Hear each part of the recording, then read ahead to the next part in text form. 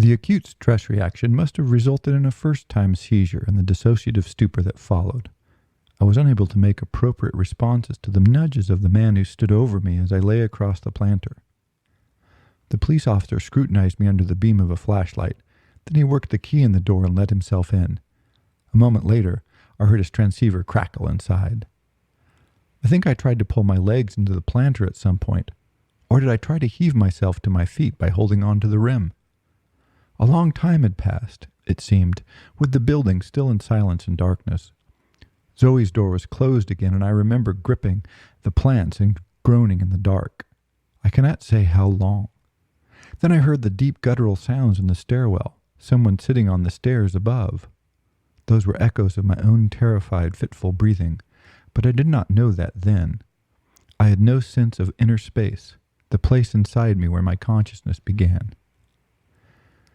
Then, all of a sudden, the waves of hell commenced to crash into the building, and once again everything changed in a matter of seconds.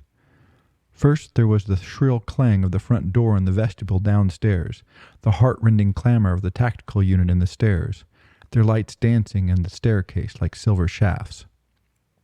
Those who had gotten in through the roof were already positioned on the flight of stairs just above Zoe's landing, pointing their weapons at me through the banister, shouting down incomprehensible warnings. Two of them eventually made their way down to the landing and shouted more things at me in peremptory but less aggressive tones. As it turned out, there was a third man behind them holding up a round light on a staff. When I did not respond, the two officers pulled me up from the planter and frisked me vigorously. Their guns looked like absurd, unnecessarily complicated toys. Their night vision goggles crab-eyed on top of the robotic headgear, their Kevlar uniforms thick and bristly and prehistoric-looking, like synthetic hides of amusement park dinosaurs. Eventually, they let go of me, their voices distorted into throaty, gargling jumble as soon as they lowered their visors. I gradually sank down and slumped against the wall between the plants and the stairs, where more black uniformed figures were coming down. Zoe's door was now wide open again, and the landing and stairs teemed with them. RAID or GIPN men in tactical gear, called in by the Attorney General to clear the building for the officers of the Brigade Criminale. A few of them were talking into their mouthpieces, incomprehensible staccatos, SMR-distorted exchanges. When their commander declared the building safe, they ordered paramedics into the apartment to take away Samia. Then it was the brigade's turn. I was still disoriented and had no sense of space or time when the two uniformed policemen helped me up from the spot where I had wedged myself by the stairs. I still had no sense of the limits of my mind either. I was suffering with loss of vitality, and my body felt hollow and weak, as if from an electric shock. I remember the moment when Collin stood before me in the semi-dark landing. He looked as if he were wearing two round pieces of mirrored glass on his eyes, probably the reflection from someone's flashlight in his oval rimless glasses. He must have tried to address me in some way, but I was standing unsteadily between the two policemen, and I did not say a word. He did not have time to wait for my words either. His men were already sealing the scene. For some reason, with the light coming across the doorway now, I was beginning to see them all through a sort of reddish-black aura. They were all jarring and menacing and ominous-seeming, their sounds shrill and penetrating. These shadowy red men caught in the insanity of their bustle-like frenzy backstage actors. There was another man with Collin, possibly the police prefect. The lead investigator, who was a commissar de police, stepped aside and let him in first with a deferential gesture. They were followed by Collin's aides, then the experts of the police technique scientific, somber men with sinister white gloves and stacks of brown bag envelopes, and their ponderous, incomprehensible equipment. It came in black cases of various sizes that made them look like musicians. There were two white-clad and gloved men, each holding a stack of dull white plastic receptacles with thick numbers stenciled in phosphorescent orange. I stood there and looked on as the two policemen held me. Was it a routine gesture, or did they decide that I might try to run away? And then, during those unreal minutes, something happened that I had always retained in my memory, in my dream thoughts and in my waking thoughts, well before the work of recall under hypnosis. The only words from that evening that I remember hearing in full clarity: a man with a black inscribed red armband was talking on a cellular phone. I recall the rectangle glowing, a phosphorescent aqua blue in his hands as he tried to put all the din behind him, leaning far out over the rail of the banister, like a careless boy, his hand cupped over his ear.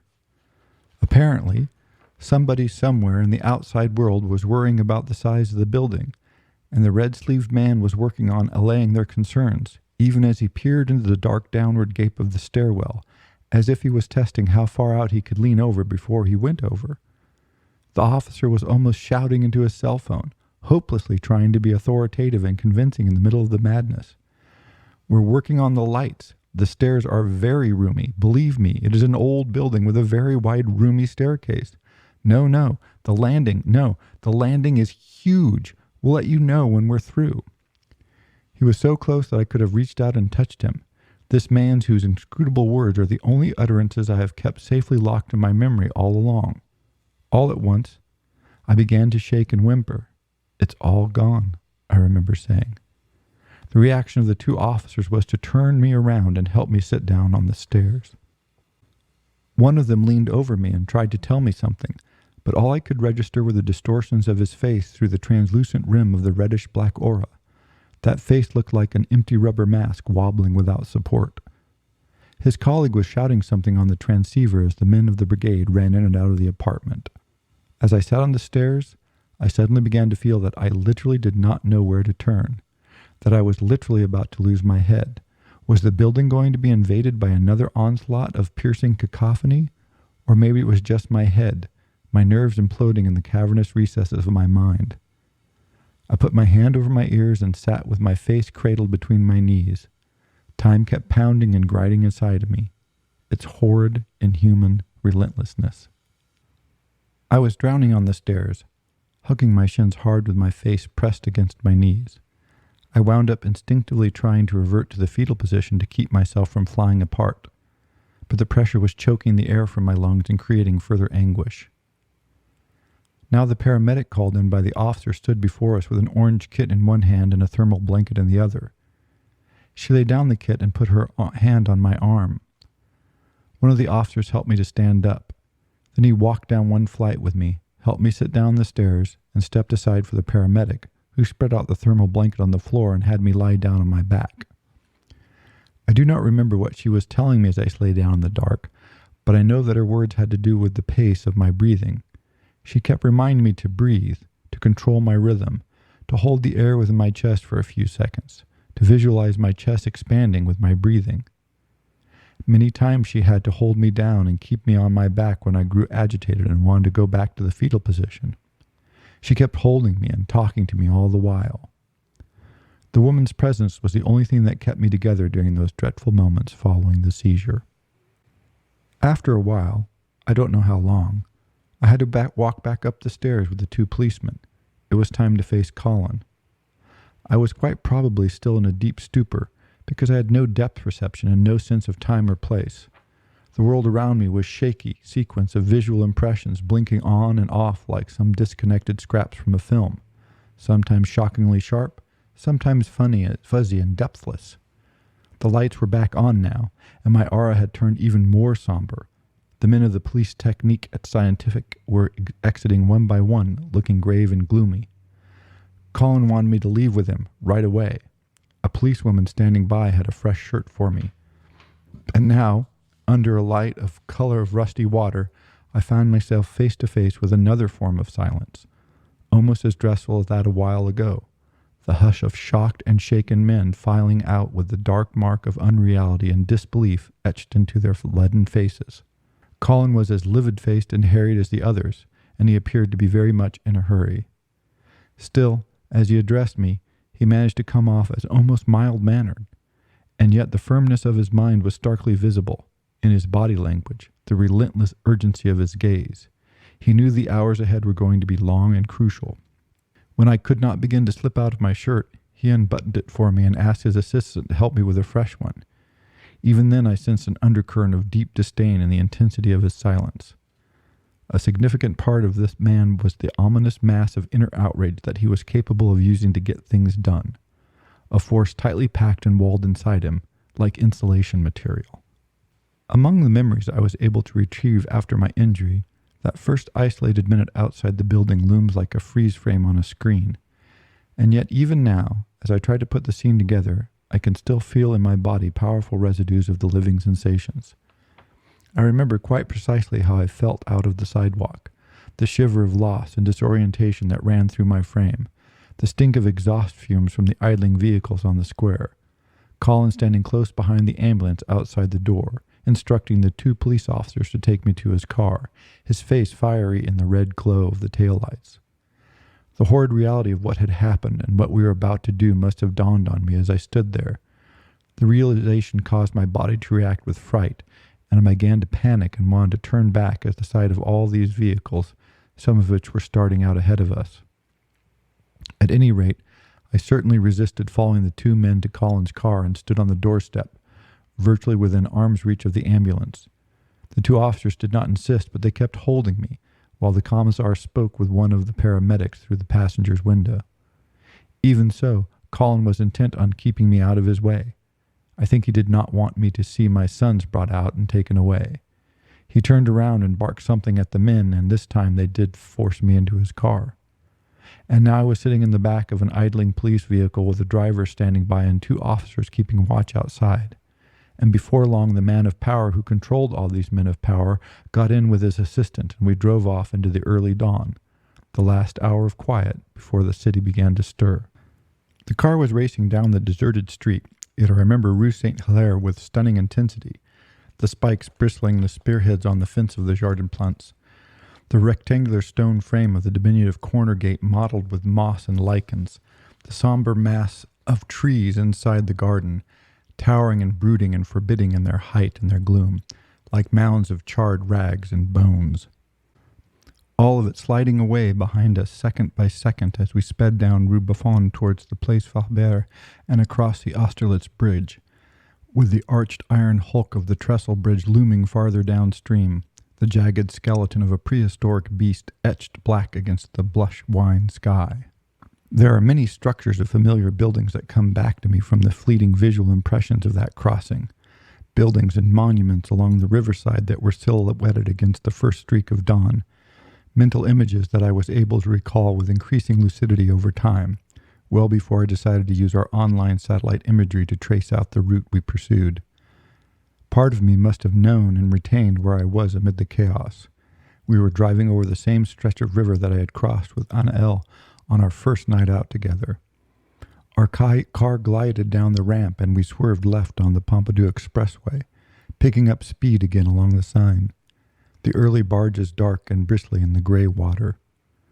Then we stop and I can see him, even now, as I try to write it all out into sense, and I can feel the power and reach of my inner vision as it stretches further and further back, to encompass and magnify even the most marginal details, as if, by sheer mind power, I'm able to conjure up every single step he took across the empty street and up toward the entrance of the prefecture building where I was to be taken for questioning later, the officer waiting for him between the 2 square columns, standing unreal and incongruous by the closed door, with the colors on the Bacam flag above him coming to life and the limestone facade between ash gray and pale red. Collin spoke with the policeman briefly and made a lengthy call on his cell phone. Then we had to leave. We drove back along the river to the east in the Institut Medico-Legal. The driver parked right near the service entrance, and the 4 of us waited outside in the dark of the dark brick structure, just a couple of steps from the door, and right here already, as the city braced itself for another day of suffocating heat, I came face to face with the same thing that had struck me cold in Zoe's corridor. I could smell it again, or perhaps not so much smell it as absorb its chilling power through some unconscious instrument of sense buried deep within me. The rank yet barely within grasp redolence of death, exuded through the walls and windows in sly tentative emanations, like an acrid aftertaste. Here was the place of all endings, then, and yet even as I stood among these gray-countenanced, blank-eyed men, their faces worn thin by the night of inhuman effort that I had inflicted upon them, something wayward and weak in me persisted in its refusal to acknowledge the one truth that mattered, the stubborn fact that my sons were dead, that it was now my paternal duty to face them at last and see them through this horrible passage. The back door opened and a woman appeared, her summer brown face framed in straight blonde hair that enclosed her features like a helmet of gold thread. With her standing in the door now, some of the truth started to sink in and my legs began to give out. As my gaze met the woman's ice blue eyes, I saw there was an expression of deep sadness in them, or perhaps it was commiseration. She was not dressed in her work clothes, and yet it was obvious that she held a senior-level position at the Institute. The woman greeted us from the doorstep and motioned me in, her face averted in what appeared to be embarrassment. I took my first step forward, with men crowding so close around me that I could feel their bodies press against mine. There were many dim, meandering corridors before we came to the room, which was, as far as I can recollect, vacant and shockingly white under the neon light. The woman was wearing her uniform now, and when she stepped up to the refrigerator after the few formulaic words that she had addressed to me, I failed to follow her and simply stood by the door. I began to shake.